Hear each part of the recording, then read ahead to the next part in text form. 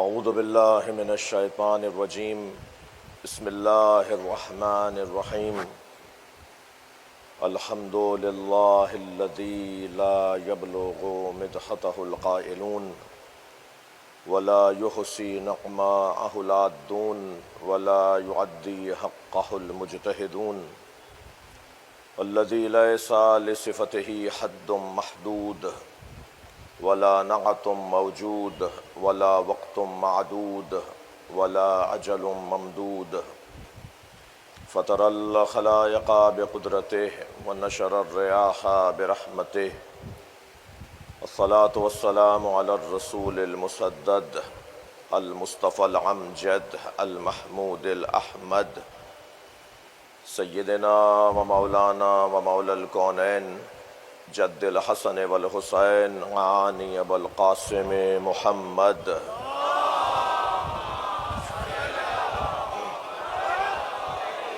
وآلہ الطیبین الطاہرین المعصومین الذین قال اللہ انما يريد اللہ لیذہب عنکم الرجس اہل البیت ویطہرکم تطہیرا اللہم صل علی محمد وَلَعْنَةُ اللَّهِ عَلَىٰ أَعْدَائِهِمْ أَجْمَعِينَ مِنْ يَوْمِ عَدَاوَتِهِمْ إِلَىٰ قِيَامِ يَوْمِ الدِّينِ أَمَّا بَعْدُ قَالَ الْحَكِيمُ فِي قُرْآنِ الْكَرِيمِ بسم اللَّهِ الرَّحْمَٰنِ الرَّحِيمِ يَوْمَ نَدْعُو كُلَّ أُنَاسٍ بِإِمَامِهِمْ فَمَنْ أُوتِيَ كِتَابَهُ بِيَمِينِهِ فَأُولَٰئِكَ يَقْرَؤُونَ كِتَابَهُمْ وَلَا يَظْلَمُونَ فَتِيلًا وَمَنْ كَانَ فِي هَٰذِهِ أَعْمَىٰ وَهُوَ فِي الْآخِرَةِ أَعْمَىٰ وَأَضَلُّ سَبِيلًا صلوات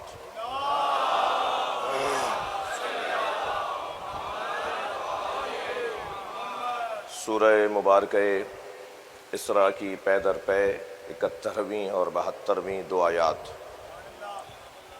دوسری آیت پہلی آیت کا حسن بڑھا دیتی ہے، کیونکہ دوسری آیت پہلی آیت کی تفسیر بھی ہے. من کان فی ہذہ اعمی، جو اس دنیا میں اندھا ہے، وہو فی الآخرۃ اعمی، وہ آخرت میں بھی اندھا ہے. وَأَضَلُّ سَبِیلًا، اور راہ گم کردہ، اسے کوئی رستہ نظر نہیں آئے گا.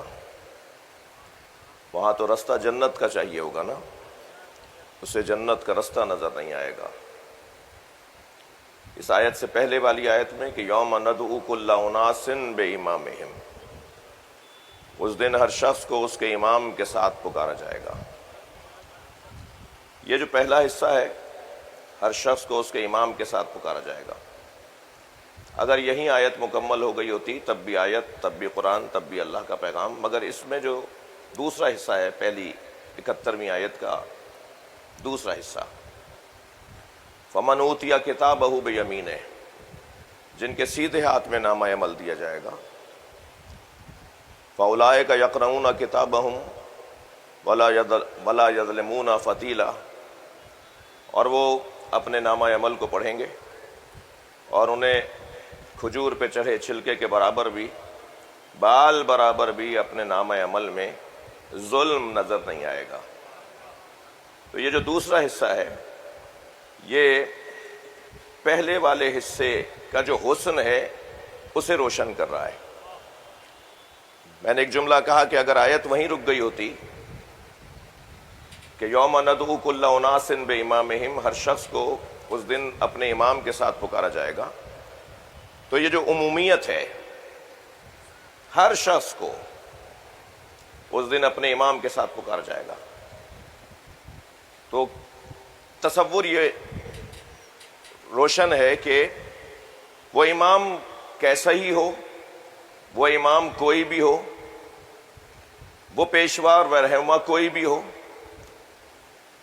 ہر شخص کو اس کے اپنے امام کے ساتھ اٹھایا جائے گا. چونکہ قیامت میں تو دو طرح کے امام کم سے کم 2 طرح کے اماموں کے پیچھے لوگ آئیں گے۔ میں اور ذرا اپنی بات کو روشن کروں ایک اور آیت کا سہارا لے کر۔ قرآن میں 2 اماموں کا تذکرہ ہے، 2 طرح کے اماموں کا تذکرہ ہے۔ ایک یدعون الی النار، ایک جو دوزخ میں لے جائے گا، ایک یہدون الی الجنہ، اور دوسرا وہ جو جنت کی طرف رہنمائی کرے گا۔ تو 2 طرح کے لوگ ہو گئے۔ تو پہلے تو یہ بات روشن رہے کہ لفظ امام لغتاً نہ قابل تعریف ہے اور نہ قابل مذمت۔ اللہ کرے میرے مقدمے سے میرے دوست ہمراہی فرمائیں۔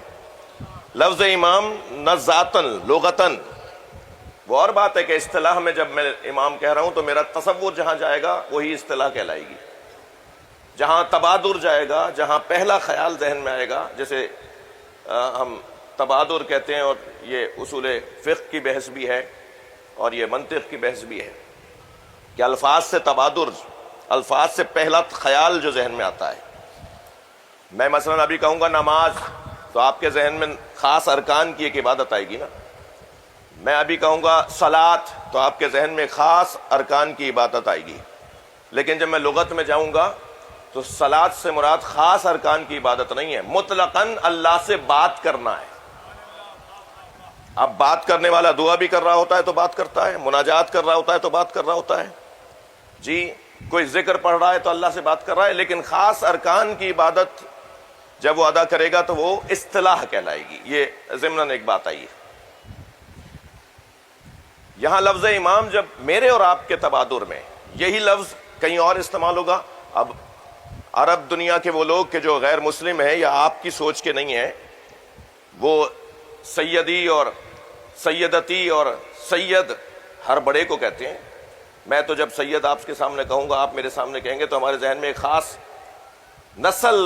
خاص نسل والا کوئی شخص آئے گا۔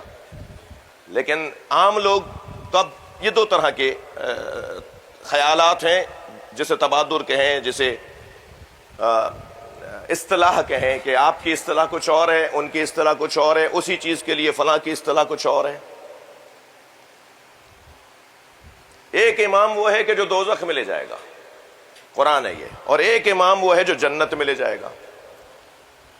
اب اس آیہ کریمہ میں کہ جس میں ارشاد ہو رہا ہے یوم ندعو کل اناس بامامہم، ہر شخص کو اس دن اپنے امام کے ساتھ اٹھایا جائے گا، دوسرا حصہ اس امام کی طرف رہنمائی کر رہا ہے جو جنت میں لے جائے گا۔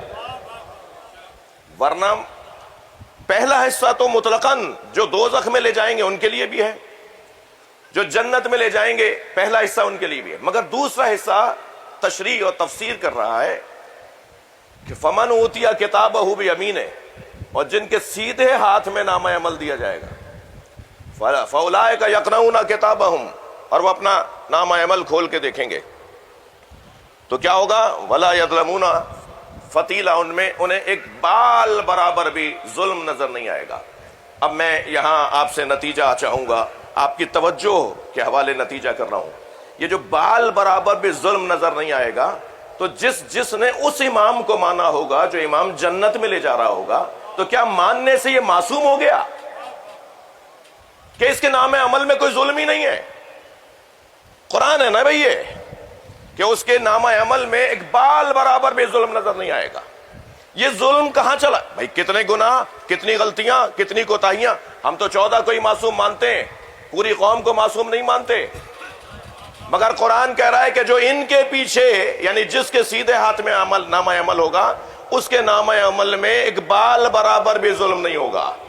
تو اب ہمیں ڈھونڈنا ہوگا وہ امام اس درجے کا امام ہے کہ اس کے پیچھے چلنے سے ایسی نیکی حاصل ہوگی جو نیکی برائیوں کو کھا جائے گی۔ اور اب وہ حدیث مصطفیٰ سمجھ میں آتی ہے، حب علی حسنۃ، صلوات پڑھیں محمد و آلہ۔ حب علی حسنۃ، علی کی محبت ایک ایسی نیکی ہے، یاکل الذنوب، جو گناہوں کو کھا جاتی ہے، جیسے سوکھی لکڑی کو آگ کھا جاتی ہے۔ صلوات پڑھیں محمد و آلہ۔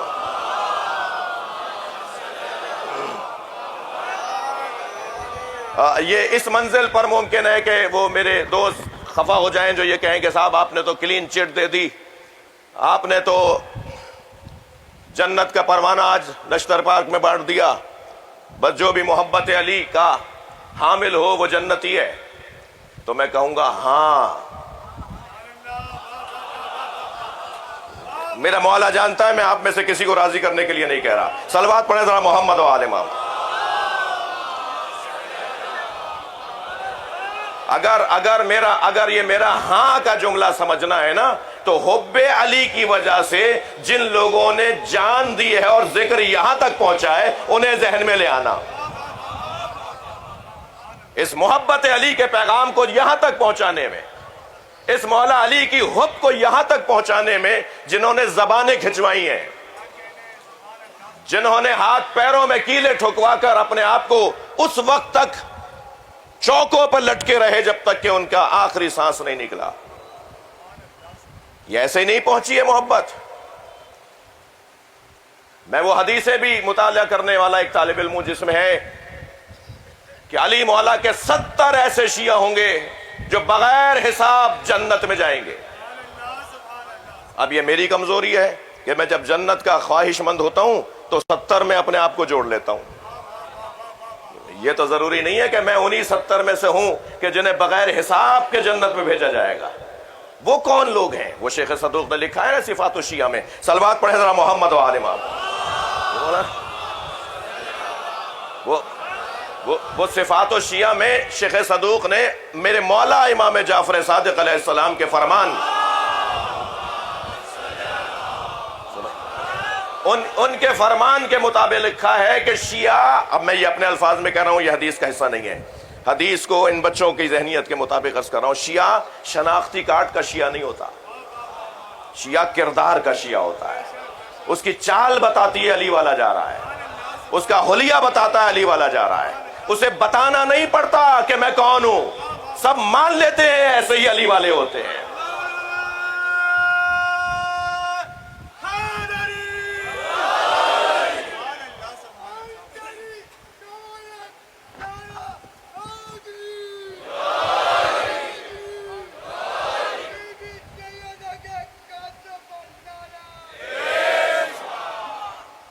بلند صلوات۔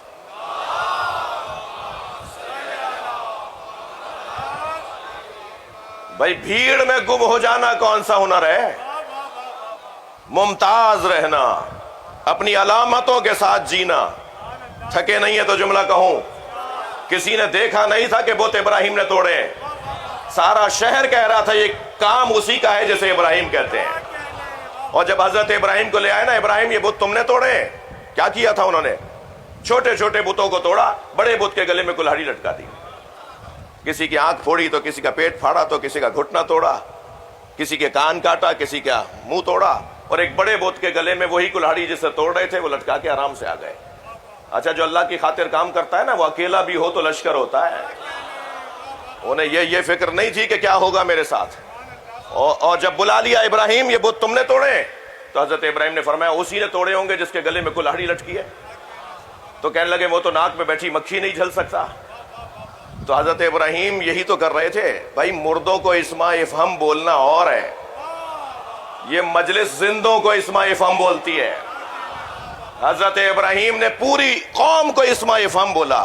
جب انہوں نے کہا نا وہ تو ناک پہ بیٹھی مکھی نہیں جھل سکتا، تو فرمانے لگے جو ناک پہ بیٹھی مکھی نہیں جھل سکتا وہ تمہارا خالق کیسے ہے، وہ تمہارا رب کیسے ہے؟ تو سب نے اس ایک جملے پہ مان لیا تھا کہ ہم غلطی پر ہیں، مگر غلطی پر ہونے کے باوجود اسے تسلیم کر لینا جگر کا کام ہے۔ آمادہ ہے نا آپ؟ جسے مولا علی مارتے تھے نا، وہ جنازہ پکار کے کہتا تھا مجھے علی نے مارا ہے، علی کو بتانا نہیں ہوتا تھا۔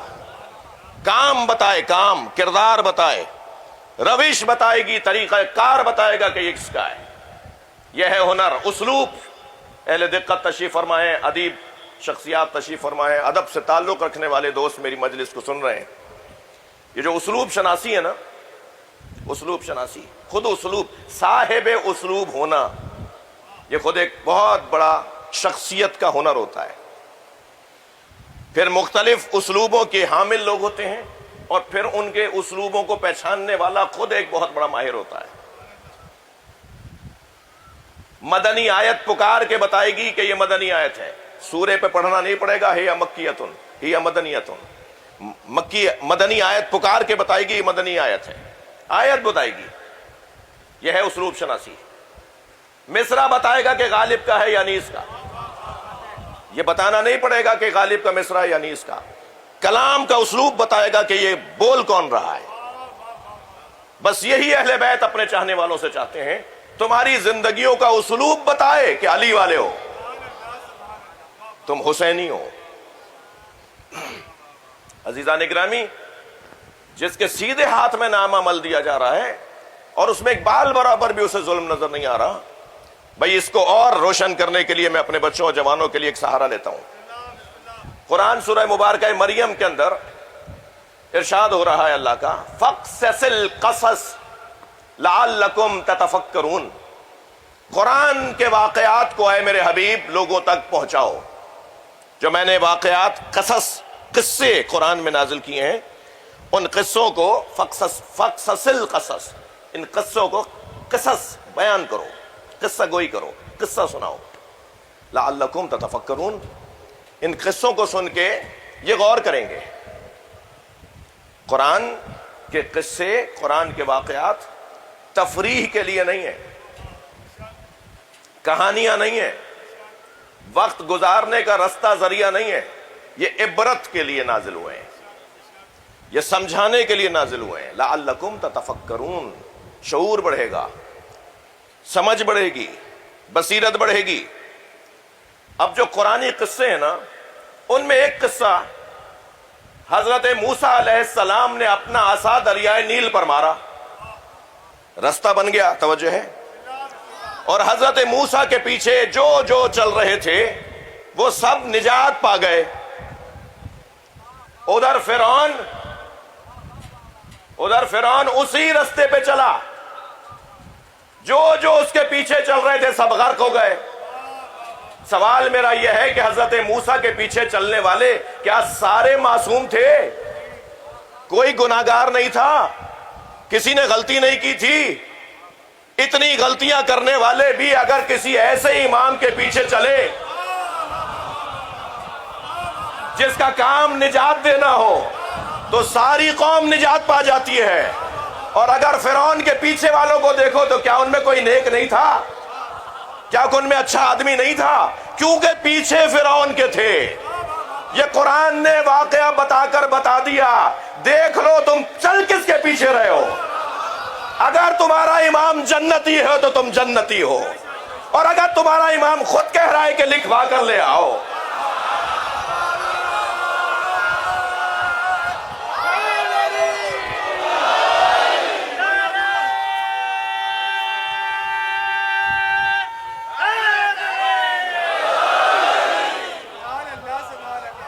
بھائی آپ کی توجہات کا ممنون ہو.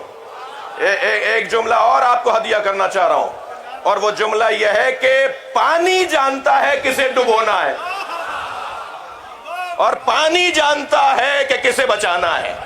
تو جب دریا جانتا ہے کہ کسے ڈبونا ہے اور کسے بچانا ہے, تو دوزخ بھی جانتا ہے کسے جلانا ہے اور کسے بچانا ہے. صلوات بر محمد و آل محمد.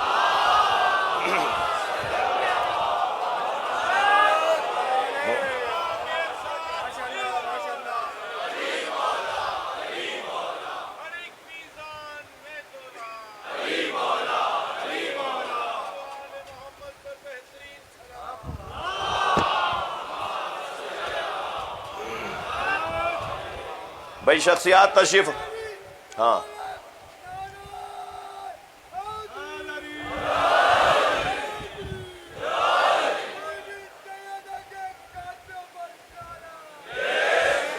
بھائی یہ دوبارہ نعرہ لگاؤ اور سب جواب دیں اس کا. دوبارہ لگاؤ چاچا, دوبارہ نعرہ لگاؤ.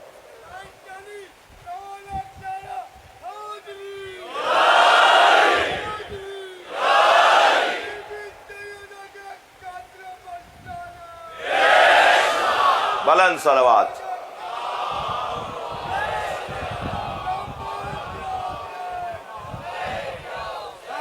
بس بہت شکریہ. ایک اور صلوات پڑھیں. یہ اصل میں یہ اصل میں کل تشریف لائے تھے، کہہ رہے تھے مجھے نعرہ لگانے نہیں دیں گے آپ، مجھے پتہ ہے میں ذرا لمبے نعرے لگاتا ہوں. میں نے کہا نہیں، میں کون ہوتا ہوں بھائی؟ یہ کوئی عراق ایران میں مجلس تو نہیں ہو رہی ہے. ہمارے تو بر صغیر کی مجلسوں کا رنگ ہی کچھ اور ہے. یہ ہمارے ہاں تو ایک آدمی تھوڑی ذاکر ہوتا ہے، سننے والا بھی ذاکر ہوتا ہے. وہ درود پڑھ کے ذکر کرتا ہے، وہ نعرے کا جواب دے کے ذکر کرتا ہے. تو یہ سارا مجمع ذاکران حسین کا بیٹھا ہے.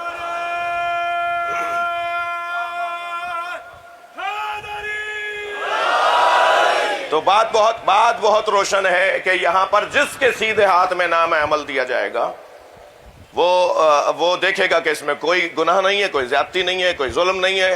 اور آپ کو علم ہے کہ ظلم کی قسمیں ہیں، اور ظلم کی قسموں میں سے ایک قسم جس سے بچنا انتہائی مشکل ہے وہ ہے علی نفسہ، اپنے اوپر ظلم.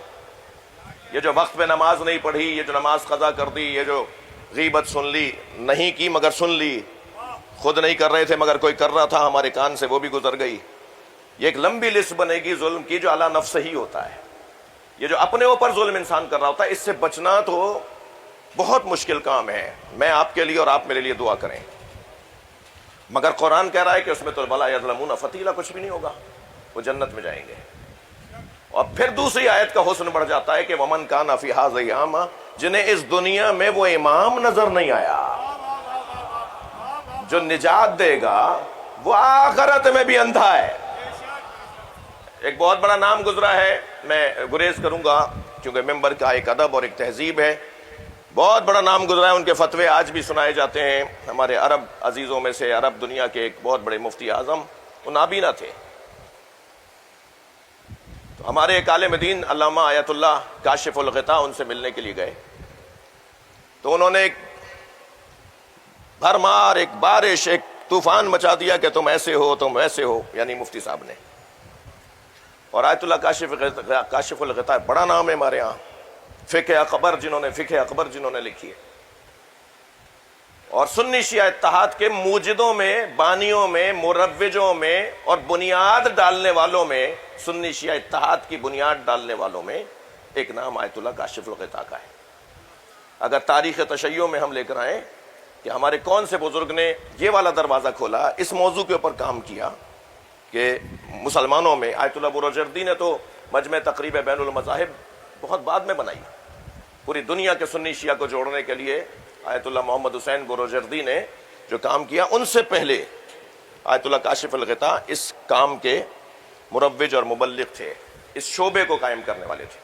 اب ایسی شخصیت ظاہر ہے ملنے تو جائے گی، اس سے بھی ملنے آئیں گے لوگ. تو انہوں نے کہا کہ یہ تمہارے کیا عقیدہ ہے تمہارا کہ قرآن کا ایک ظاہر ہے اور 70 باطن ہے، بس ظاہر ہے باطن نہیں ہوتا.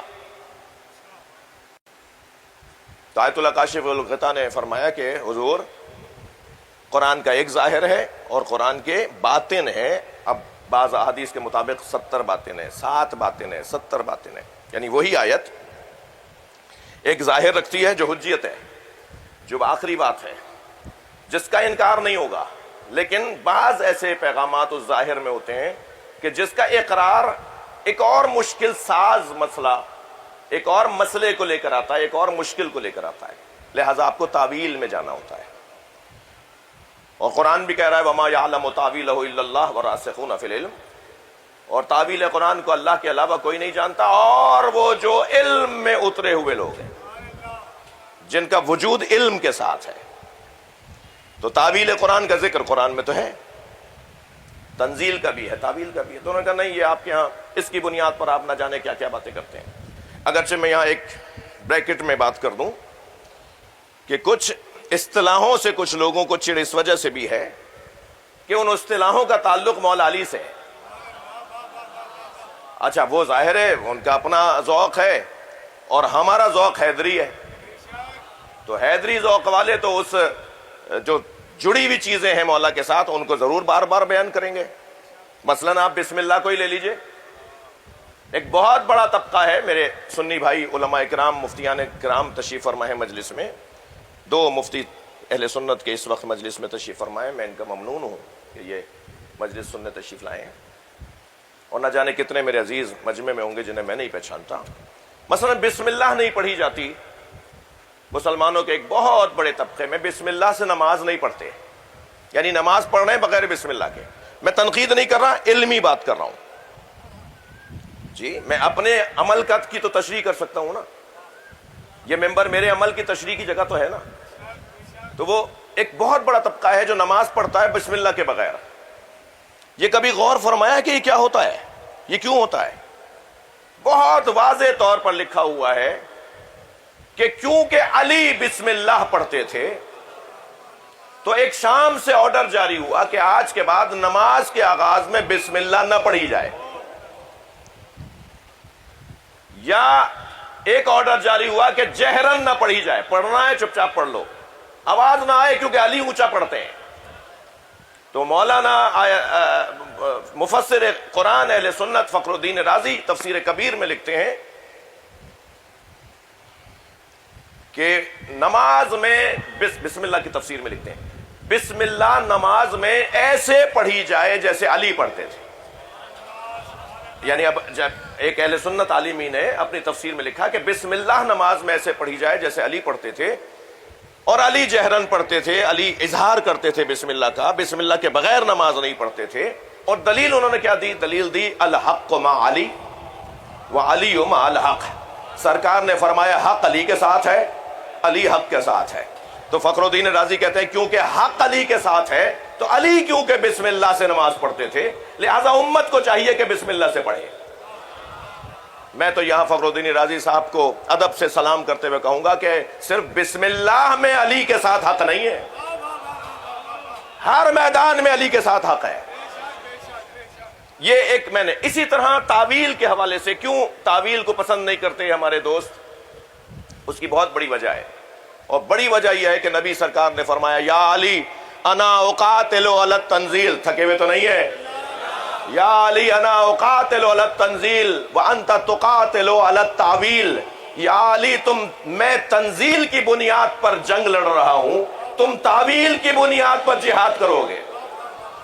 تو جو مولا علی کے جہاد ہے نا وہ سب تعویل کی بنیاد پر ہیں، اور کیونکہ تعویل کا عنوان مولا علی کے ساتھ آ گیا تو کہا صاحب تعویل کی ضرورت ہی نہیں ہے۔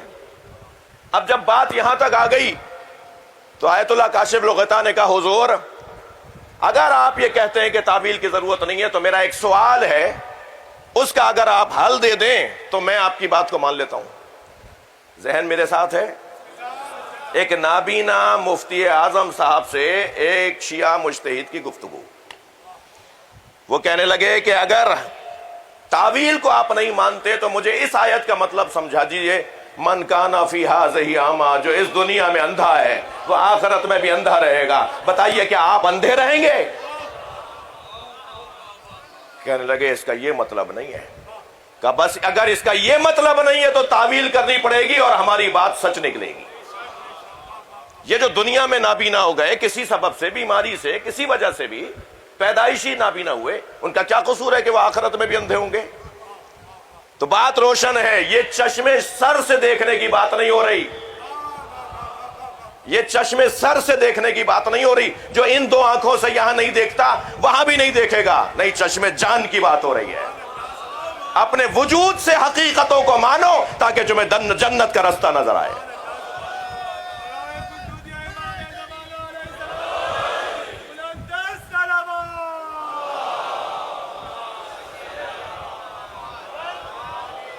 تو قیامت میں تو عزیزوں دو طرح کے امام ہوں گے، آپ مجھے میرے مضمون کو میرے ساتھ چل رہے ہیں، میں اس کا ممنون ہوں۔ قیامت میں دو طرح کے امام، اور وہ امام جو دوزخ میں لے جائے گا اور وہ امام جو جنت میں لے جائے گا۔ میرے معصوم امام فرماتے ہیں کون؟ امام جعفر صادق علیہ السلام۔ بڑی عجیب اور منفرد سی حدیث ہے جو معمولاً میں نے تو اب سے پہلے خود بیان کرنے سے پہلے کسی سے سنی نہیں ہے، ممبر سے نہیں سنی ہے، کتاب میں پڑھ کر آ رہا ہوں جی، اور کتاب بہار الانوار بھی ہے، اثبات الہدات بھی ہے۔ امام فرماتے ہیں کم من امام، بھائی اہل علم سے اور اہل دقت سے اور ممبر کے لوگوں سے خاص توجہ چاہیے، کم من امام یجیء یوم القیامہ یلعن اصحابہ ویلعنونہ، کتنے ہی محشر میں امام آئیں گے جو اپنے اصحاب پہ لعنت کر رہے ہوں گے اور ان کے اصحاب ان پہ لعنت کر رہے ہوں گے. اور یہ کہہ کر میرے مولا نے فوراً فرمایا، صلوات پڑھیں محمد و آل محمد.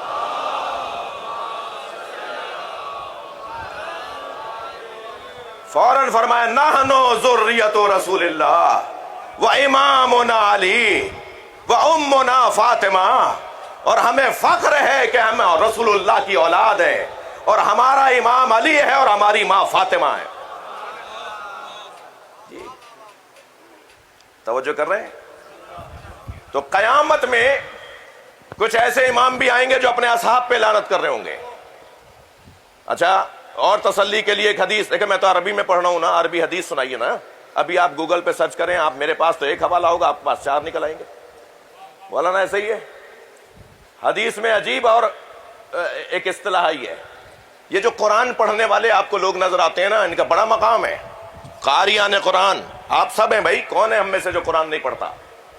لیکن ایک حدیث میں آپ کو ہدیہ کر رہا ہوں، اور حدیث یہ ہے کہ حدیث میں آیا، سرکار نے فرمایا، رب تال القرآن والقرآن یلعنہ، کتنے ہی قاریان قرآن ہیں جن پہ خود قرآن لعنت کرتا ہے. حدیث سنائیے میں نے آپ کو. ایسے ہی کتنے ہی امام ہوں گے جو محشر میں اپنے پیچھے چلنے والوں پہ لعنت کریں گے، کہیں گے کہاں تم نے ہمیں. اب میں لفظ اگر عامیانہ کہہ دوں، عمومی لفظ کہہ دوں، میری مجبوری بھی ہے، ظاہر ہے. وہ جوہری صاحب ایک جملہ کہتے تھے کہ سطح عموم پر آ کر بات تو کرنا پڑے گی، اور سطح عموم پر بات یہ ہوگی، جوہری صاحب کی مغفرت کے لیے صلوات پڑھیں.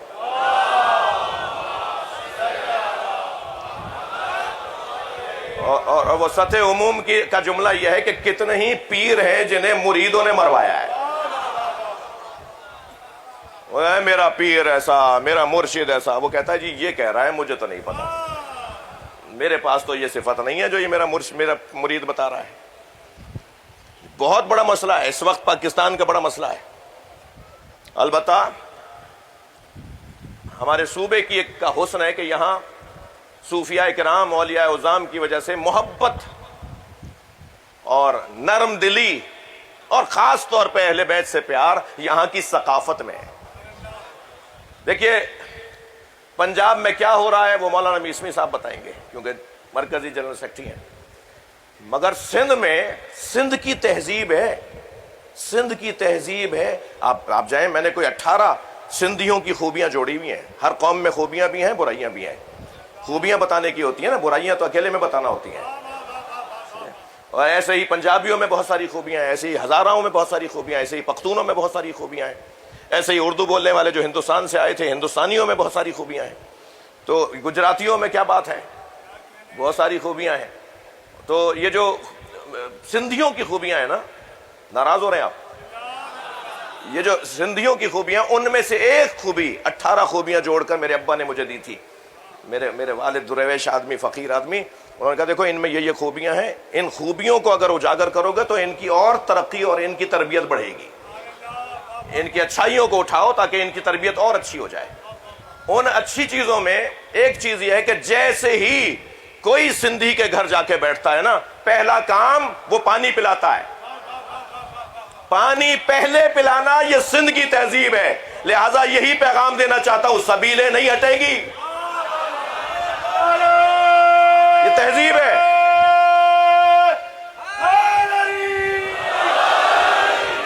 یہ تہذیب ہے یہاں کی، پانی پلانا. اور الحمدللہ بہت اچھا ماحول ہے سندھ کے اندر، اور یقیناً انتظامی شخصیات کے ساتھ ہم آہنگی اور تعاون بھی آپ کی، میری، ہماری سب کی ذمہ داری بنتی ہے.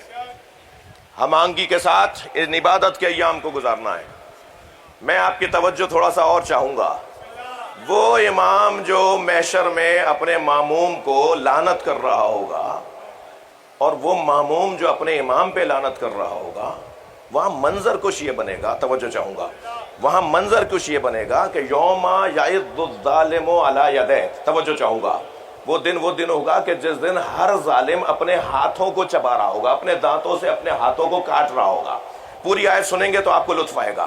وہ دن ہوگا کہ جب ظالم، یوم یعض الظالم علی یدیہ، ہر ظالم اپنے ہاتھوں کو اپنے دانتوں سے چبا رہا ہوگا، اور کیا کہے گا؟ یقولو یا لیتنی اتخذتو مع رسول سبیلا، کاش میں نے رسول کے ساتھ سبیل مان لی ہوتی۔ ہاں توجہ چاہوں گا، یہ سبیل، رسول کے ساتھ سبیل مان لی ہوتی۔ کاش میں نے، اب یہ وہاں پر کوڑ رہا ہوگا، جل رہا ہوگا کہ میں نے یہ کام نہیں کیا، کاش اتخذتو مع الرسول سبیلا، کاش میں نے رسول اللہ کے ساتھ سبیل کو مان لیا ہوتا۔ اب ذرا جگر پہ پتھر رکھیں وہ لوگ کہ جو میرے موقف کو سننا چاہتے ہیں اور اس موقف سے بہت عرصے سے دور دور ہیں۔ سبیل کا مطلب ہے علی، کاش میں نے رسول کے بعد علی کو مانا ہوتا۔ میرے مولا فرماتے ہیں ہاذہی سبیلی، جو قرآن میں لفظ آیا ہے نا، حضرت ابراہیم نے فرمایا ہاذہی سبیلی، یہ میرا رستہ ہے۔ مولا فرماتے ہیں وہ اللہ کا رستہ، میں علی ہوں۔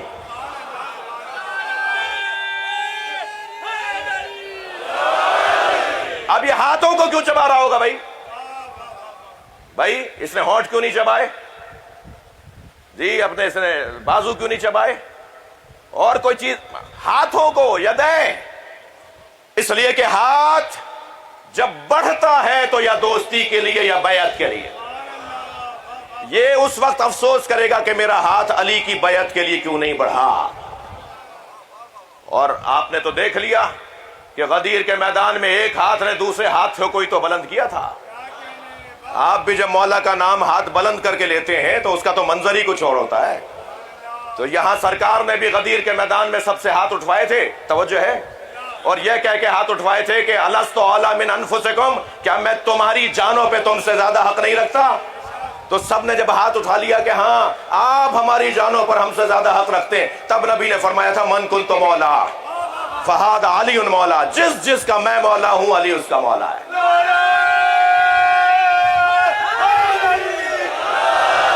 اچھا، مجھے اندازہ ہو رہا ہے کہ وقت بڑھتا چلا جا رہا ہے، وقت میں تنگی بڑھتی چلی جا رہی ہے، مگر مجھے ایک اور آیت بھی ہدیہ کرنے کو دل کر رہا ہے۔ اور دیکھیں یہاں تو یا لیتنی اتخذتو مع الرسول سبیلا والی آیت ہے نا، کاش میں نے رسول کے ساتھ سبیل کو بھی لے لیا ہوتا، سبیل کو بھی مان لیا ہوتا، توجہ ہے۔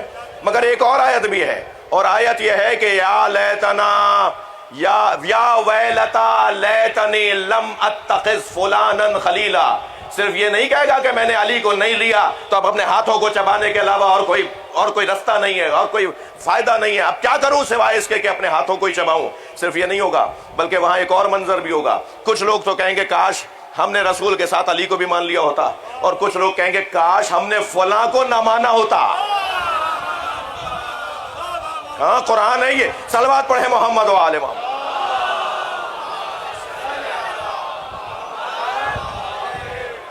لم اتخذ فلانا خلیلا، کاش ہم نے فلان کو اپنا دوست نہ بنایا ہوتا جی، یعنی تولا کے ساتھ تبرہ ہے نا۔ تھک رہے ہیں آپ حضرات،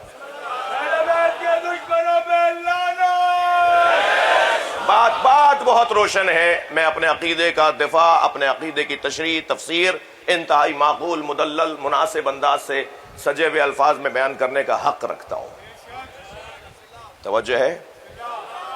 تو محشر میں کیفیت کچھ یوں ہوگی کہ وہاں ہر شخص کو اس کے امام کے ساتھ پکارا جائے گا۔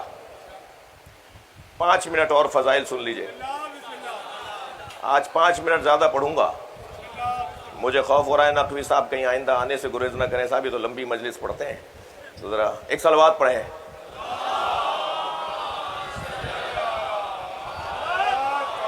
ایک اور بلند صلوات۔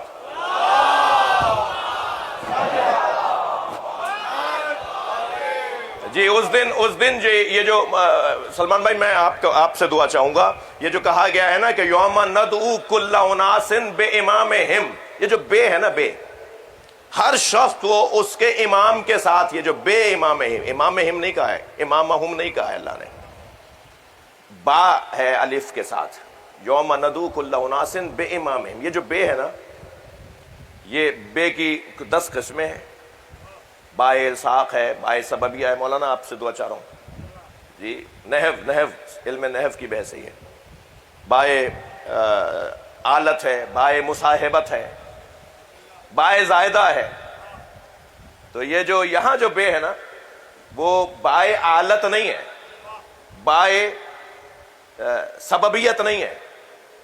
جیسے کتب دو بالقلم، میں نے قلم کے ذریعے سے، یہ آلت ہے، قلم آلت ہے، اوزار ہے، ٹول ہے، ایک ذریعہ ہے جس کے ذریعے سے آپ لکھتے ہیں. یہ جو ٹول ہے، جو ذریعہ ہے، کتب تو بالقلم، میں نے یہ یہاں پر بالقلم کے ساتھ جو بے ہے، یہ بے سبب اس کی آلت کی ہے، سببیت کی ہے، کس کے سبب، کس کے ذریعے. لیکن یہاں پر جو بے ہے نا وہ بائے مصاحبت ہے، اور یوں بائے مصاحبت ہے، یعنی ایسا نہیں ہوگا. اچھا اگر بائے سببیت مان لیں تو ترجمہ کیا ہوگا؟ ترجمہ ہوگا کہ ہر شخص اپنے امام کے ذریعے اٹھایا جائے گا، مگر ایسا نہیں ہے. ہر شخص اپنے امام کے ذریعے نہیں اٹھایا جائے گا. امام بھی تکویناً لایا جائے گا اور مامون بھی تکویناً لایا جائے گا. وہ بلائیں گے اور وہ آ جائے گا، ایسا نہیں ہے، آنا پڑے گا. یہ بائے مصاحبت ہے، مجبور ہوں گے تکویناً. انہیں وہاں آواز آئے گی فرعونیوں کو لاؤ، تو فرعون کے ساتھ فرعونی آئیں گے. کسی میں یہ مجال نہیں ہوگی کہ وہ اپنی لائن بدل لے، وہ اپنا مسئلہ، وہ اپنا رستہ بدل لے. آواز آئے گی نمرودیوں کو لاؤ، تو نمرود کے ساتھ نمرودی آئیں گے. آواز آئے گی سفیانیوں کو لاؤ، تو سفیانی سارے ساتھ آئیں گے. آواز آئے گی یزیدیوں کو لاؤ، تو سارے یزیدی یزید کے ساتھ آئیں گے. آواز آئے گی حسینیوں کو لاؤ،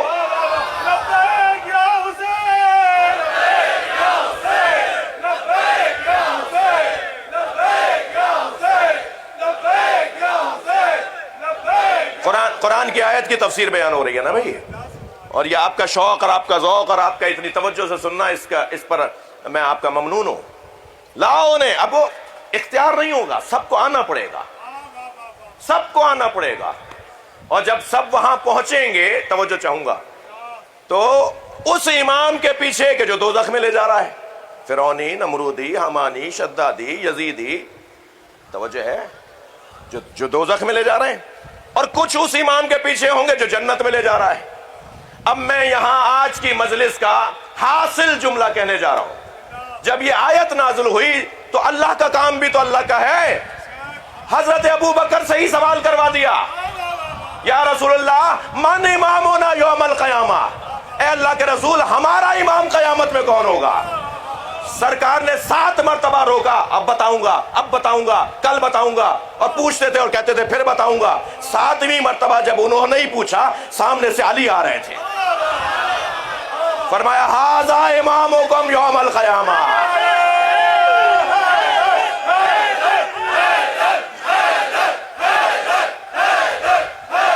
بلند تر صلوات محمد وآلہ.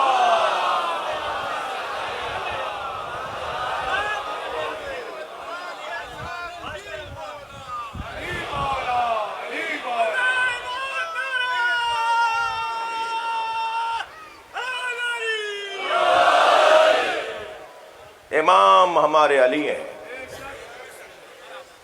مگر میں نے وہ روایت بھی پڑھی ہے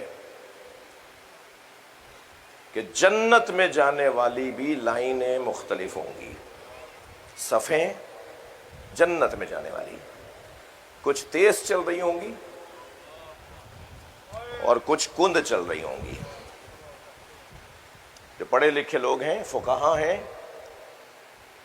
جو جانتے ہیں، ان کی لائن کند چل رہی ہوگی. حساب ہو رہا ہوگا نا. اور جو ان کے کہنے پر آ گئے، آئے صحیح جگہ. میں ذرا روشن کہہ دیتا ہوں، ماتمیوں کی جو لائن ہوگی نا، عزاداروں کی جو صف ہوگی نا، اس کی رفتار تیز ہوگی. جنت میں جانے والے عزاداروں کی جو صف چل رہی ہوگی وہ تیز چلے گی، اور اس صف کی سربراہی حسین کر رہے ہوں گے. آپ کا مزاج ہے اور اچھا مزاج ہے کہ آپ چاہتے ہیں کہ ہر بات قرآن سے ہو. قرآن سورہ مبارکہ زمر میں ایک حسین آیت ہے، وسیق الذین اتقوا ربهم الی الجنہ زمرا. قیامت میں صاحبان تقوی کو جنت میں دھکا دے دے کے لے جایا جائے گا. ہاں، دوزخ میں نہیں، جنت میں۔ جنتیوں کو، متقیوں کو جنت میں دھکا دے کے قرآن ہے، سورہ زمر ہے، جنتیوں کو دھکا دے کے لے جا رہے ہوں گے، وہ جا نہیں رہے ہوں گے، اور جو جانا چاہتے ہوں گے انہیں لے جا نہیں رہے ہوں گے، تو وہ تعجب سے کہیں گے من ہم، یہ کون ہے؟ ہمیں تو لے جا نہیں رہے ہو، اور انہیں لے جا رہے ہو تو یہ جا نہیں رہے، کون ہے یہ؟ یہ جملہ میں نے حضرت آیت اللہ العظمیٰ حافظ بشیر حسین نجفی سے خود سنا، انہوں نے یہ حدیث مجھے ہدیہ کی، اور یہ کہہ کے ہدیہ کی کہ میں، آپ مجالس پڑھتے ہیں، آپ ممبر پہ جاتے ہیں، آپ اچھے انداز سے بیان کر پائیں گے، حسینی عزاداروں کو جا کے بتاؤ کہ تمہارا مقام کیا ہے۔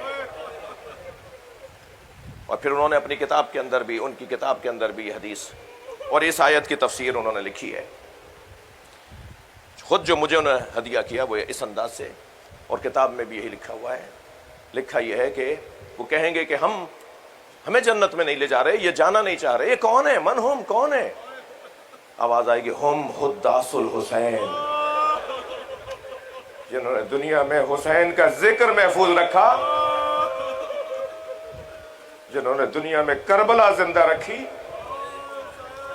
یہ جو آپ اونچی آواز میں روتے ہیں نا، یقین جانیے امام جعفر صادق دعا دیتے ہیں۔ امام محمد باقر تو مصلی بچھا کر 2 رکعت نماز پڑھ کر حسین مولا کے عزاداروں کے لیے ہاتھ اٹھا کے دعا کرتے ہیں اور کہتے ہیں یا اللہ ان پر رحم نازل فرما، یہ ہمارے عامر کو زندہ کر رہے ہیں۔ عامر کا مطلب ہے ہمارا مسئلہ زندہ کر رہے ہیں۔ اہل بیت کا مسئلہ کیا ہے؟ میں یحیی امرنا، کون جو ہمارے عامر کو زندہ کرے؟ یہ عامر اہل بیت کا ہے کیا؟ یہ اہل بیت کا مسئلہ کیا ہے؟ بتا دوں اہل بیت کا مسئلہ کیا ہے؟ سکینہ کو تماشا لگنا۔ اجرکم اللہ، اجرکم اللہ، اللہ آپ کو کسی غم میں نہ رلائے۔ اہل بیت کا مسئلہ بیویوں کے خیمے جلنا، اہل بیت کا مسئلہ مولا علی کا کنویں میں منہ دے کر اپنے راز بتانا۔ اہل بیت کا مسئلہ بتا دوں، مولا علی کے سامنے سیدہ پہ دروازہ گرنا۔ اگر مدینے میں گھر نہ جلا ہوتا تو کربلا میں خیمے نہ جلتے۔ اہل بیت کا مسئلہ مظلومیت ہے۔ اہل بیت کا مسئلہ کیا ہے؟ میں یحیی امرنا، اللہ اس پہ رحم کرے، دعائیں دے رہے امام جو ہمارے عامر کو زندہ رکھتے ہیں۔ مولا آپ کا مسئلہ کیا ہے؟ ہمارا مسئلہ ہماری مظلومیت ہے۔ ذرا غور تو فرماؤ، جس کو زبان نبی چساتے تھے،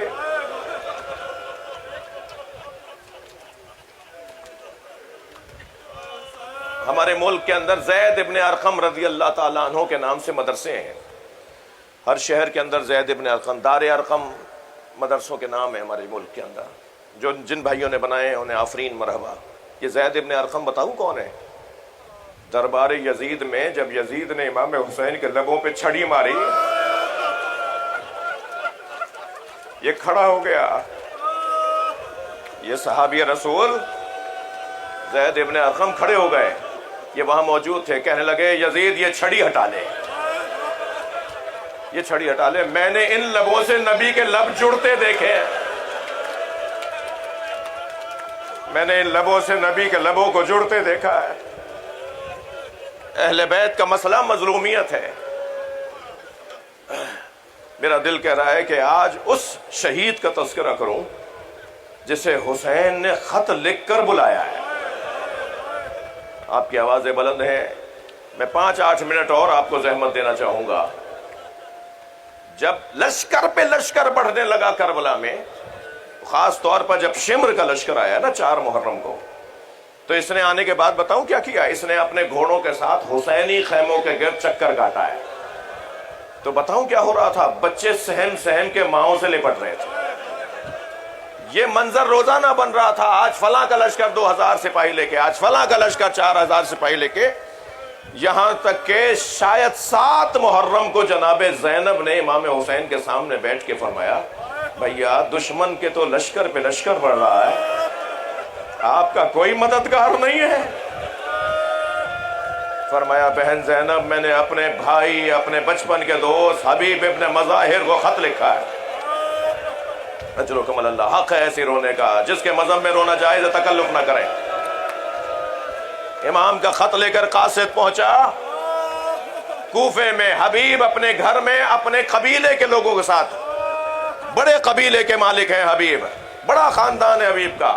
ان کے گھر میں ایک بڑی تعداد دسترخوان پہ بیٹھی تھی اور حبیب ان کے ساتھ تناول کر رہے تھے کھانا. دروازے پہ دستک ہوئی تو ایک غلام جانے لگا، مگر اس کے جانے سے پہلے آواز آ گئی، انا برید الحسین، میں حسین کا قاصد ہوں. تو حبیب نے دسترخوان چھوڑ دیا اور غلام کو آواز دے کر کہا تم نہیں جاؤ میں جاؤں گا. یہ کوئی معمولی آدمی ہے جو آیا ہے؟ اجرکم اللہ، اجرکم اللہ. باہر گئے، امام حسین کا قاصد کھڑا تھا، امام کا خط لایا تھا. خط لیا، آنکھوں سے لگایا، پہلے چوما ہے پھر کھولا ہے. تو اس خط میں لکھا تھا حبیب بسم اللہ کے بعد الحمد اور حمد و ثنا کے بعد، اللہ کی حمد و ثنا اور نبی مکرم پہ درود کے بعد سلام لکھ کر کہتے ہیں حبیب حبیب حبیب تمہیں نبی سے ہماری نسبت کا تو علم ہے، اگر تمہیں نبی سے ہماری نسبت کا علم ہے تو بس اتنا جان لو میں کربلا میں دشمنوں میں گھر چکا ہوں. والسلام حسین ابن علی. حبیب نے ایک مرتبہ خط پڑھنا شروع کیا، مگر چہرہ ایسے بدلا کہ وہاں بیٹھے مہمان سمجھ گئے کہ ماجرا معمولی نہیں ہے. اتنا اداس ہوئے، اتنے بجھے ہوئے کہ وہاں آئے ہوئے عزیزوں میں سے ایک نے کہا حبیب ہم یہاں سے چلے جائیں تو بہتر ہے، کیونکہ آپ کا ذہن تو کربلا چلا گیا ہے. تو جب سب چلے گئے تو زوجہ نے بڑھ کے پوچھا کہ حبیب کیا ارادہ ہے؟ تو کہنے لگے کہ میں بوڑھا ہو گیا ہوں، میں کیا کروں گا. تو اس نے کچھ نہیں کہا. اس کے بعد آگے بڑھی، سر پہ چادر رکھی اور کہا پھر مجھے اجازت دے دو. اجرکم اللہ، اجرکم اللہ. حبیب نے آنکھوں میں آنسو بھر کے کہا اللہ رے غربت حسین، حسین پر عورتیں بھی رحم کھا رہی ہیں. اپنے غلام کو بلا کر کہا میرا گھوڑا آمادہ کر اور فلاں جگہ جا کے کھڑا ہو جا. حالات نامساعد ہیں، بے راہوں سے اور نامانوس رستوں سے ہوتے ہوئے حبیب پہنچے جہاں گھوڑا لیا ان کا غلام کھڑا تھا. تو کیونکہ تاخیر ہوئی تو غلام گھوڑے سے کہنے لگا اگر کچھ دیر اور میرا مولا نہ آیا تو میں تیری پشت پہ بیٹھ کر حسین کی مدد کرنے جاؤں گا. حبیب نے اور آواز دے کر کہا اللہ رے غربت حسین، کہا تو نے میرے مولا سے محبت کا اظہار کیا، اسی بات پر میں تجھے آزاد کر رہا ہوں. سنیں گے؟ پیروں میں گر گیا، کہنے لگا مولا ساری زندگی آپ کی خدمت کی ہے، اب زہرا کے بچوں کی خدمت کا وقت ہے، مجھے اپنے ساتھ لے جائیے تاکہ میں حسین کی خدمت کروں. حبیب ابن مظاہر اپنے غلام کو لے کے کربلا کی طرف روانہ ہوئے. سنیں گے جیسے ہی امام حسین نے گرد اڑتی ہوئی دیکھی نا دور سے، آواز دے کر کہا عباس، علی اکبر اور محمد آؤ. میں نہیں کہتا تھا میرا بھائی میری مدد کو ضرور آئے گا. فقیہ کربلا ہے حبیب. آگے بڑھ کر امام حسین نے گلے لگایا، پیار کیا، ساتھ لے کے خیموں میں آئے. ابھی خیمے کے در پہ پہنچے تھے کہ جناب فضا ایک خیمے سے نکل کر آئی اور امام حسین کے قریب کھڑے ہو کر کہنے لگی کہ حبیب کو زینب نے سلام کہا. حبیب نے امامہ اتار دیا. اللہ رے غربت اہل بیت، نبی زادیاں ہم اجنبیوں کو سلام. ہو گئی مجلس، آپ نے گریہ کر لیا. حبیب ابن مظاہر سے میں ایک ایسا عجیب منظر میں نے حبیب کے حالات میں پڑھا ہے جیسے مولا عباس سے مولا حسین مشورہ کرتے تھے، ایسے اصحاب میں حبیب سے کرتے تھے. عجیب منظر میں دیکھ رہا تھا مقتل کی کتابوں میں کہ کہتے تھے عباس کو بلاؤ، حبیب کو بلاؤ. عباس تم کیا کہہ رہے ہو، حبیب تم کیا کہہ رہے ہو. اصحاب میں حبیب کا یہ درجہ تھا. اور ایک ایسا وقت بھی آیا کہ جب سعید ابن عبداللہ زخموں سے چور زمین پہ گرے اور امام نے ان کا سر اپنی زانو پر لیا اور وہ آخری سانسوں میں تھے تو اس وقت کہنے لگے مولا مجھے حبیب سے بات کرنی ہے. حبیب کچھ عقب میں کھڑے تھے. امام نے آواز دے کر کہا حبیب کو جلدی بلاؤ، سعید ابھی کچھ ہی دیر بعد شہید ہو جائیں گے، ان کی روح پرواز کر جائے گی، حبیب سے کچھ کہنا چاہتے ہیں. حبیب آئے تو سعید نے اشارہ کر کے کہا اپنا کان میرے منہ کے قریب لاؤ. تو حبیب جھک کے بیٹھے گھٹنوں کے بل اور اپنا کان ان کے منہ کے قریب لے گئے تو کانپتی ہوئی آواز میں کہنے لگے حسین کو چھوڑ کے نہ جانا، حسین کو تم سے بڑی ڈھارس ہے۔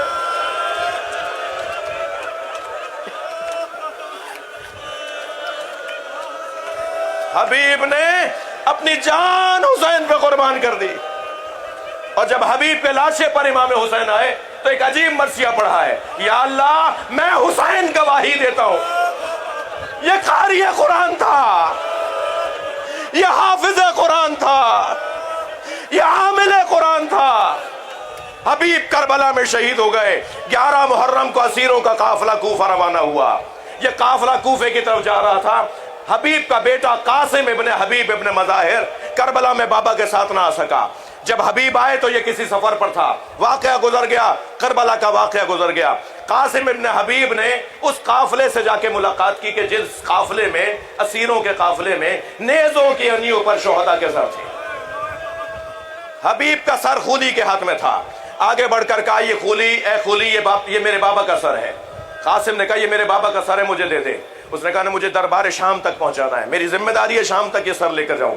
اس نے کہا تمہیں دربار میں کیا ملے گا؟ کہا مجھے بہت سے انعام ان کا اکرام ملیں گے۔ کہا جو تو کہے گا میں دینے کو تیار ہوں، میرے بابا کا سر مجھے دے دے۔ مگر عزادارو خولی نے حبیب کا سر ان کے بیٹے قاسم کو نہیں دیا۔ قاسم چلے گئے، قافلہ آگے بڑھا۔ جب ایک گنجان آبادی سے، ایک صحرا سے گزرنے لگے نا تو قاسم نے اپنے 10 نوجوان ساتھیوں کے ہمراہ قافلے پہ حملہ کیا اور حملہ کر کے بابا کا سر لینے میں کامیاب ہوا۔